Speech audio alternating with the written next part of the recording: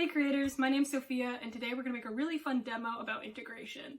This demo uses the draw board, this demo uses the slider, and this demo actually doesn't use all that much code. So let's get started. I like to begin with a background. Usually I go for an image, but this time we're going to go for just a solid color. So to do that, you want to take a rectangle, set the width and height to 1,000 each, and center it nicely.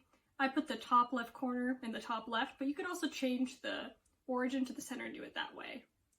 Next up, we're going to add some top text. This is just a simple example, but really like anything under 3 lines that communicates what the concept is that you're showing, how to interact with it, just something fun that's going to grab students' attention. Anything like that's perfect. We're going to add a slider next. We want that near the bottom. Typically UI elements are best underneath your kind of interactive components, and just put in a really prominent but like low down place.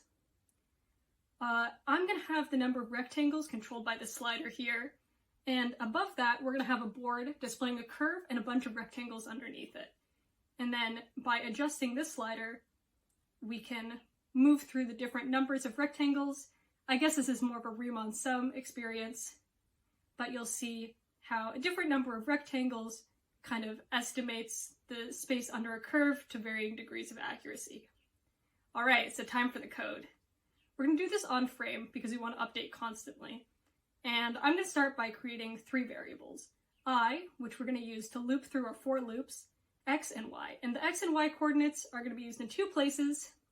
One is in drawing that curve, and the second is in drawing rectangles from the curve to the bottom of the screen. So that's like our classic Riemann sum.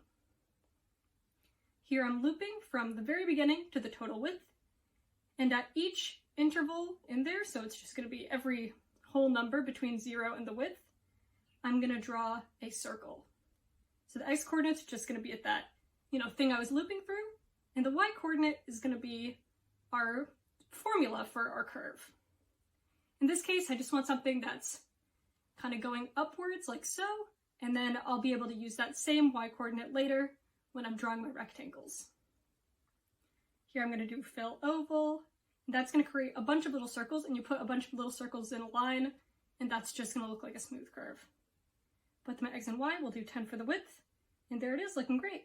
It's a little hard to see, so I'm going to add a fill color, and I think the default fill color is white, so we'll just leave it at that, and that looks beautiful.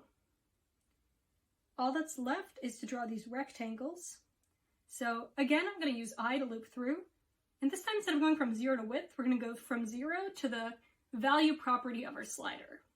And that's just whatever number our slider is currently at. So right here where it says rectangles 1, that would just range from 0 to 1. X-coordinate is going to be the width divided by the slider value. And by doing that, we're going to have the rectangles be equally spaced all the way across our draw board.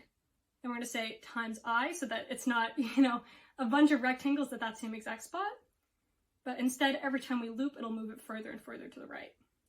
Y-coordinate exactly the same as for our circles, and then our rectangle is going to have those x and y coordinates for its top left corner. Its width is just going to be the width divided by the slider value. And that height is going to be actually our height minus y. And the reason we do that is the draw board, if you've used HTML Canvas, it's kind of similar in its coordinate system. The y's are a little flipped. So height minus y is going to work perfect. Now if I adjust the rectangles, beautiful, it fills it in nicely. All right, so thank you so much for watching. You can find this project on our website, and I'm excited to see what y'all create.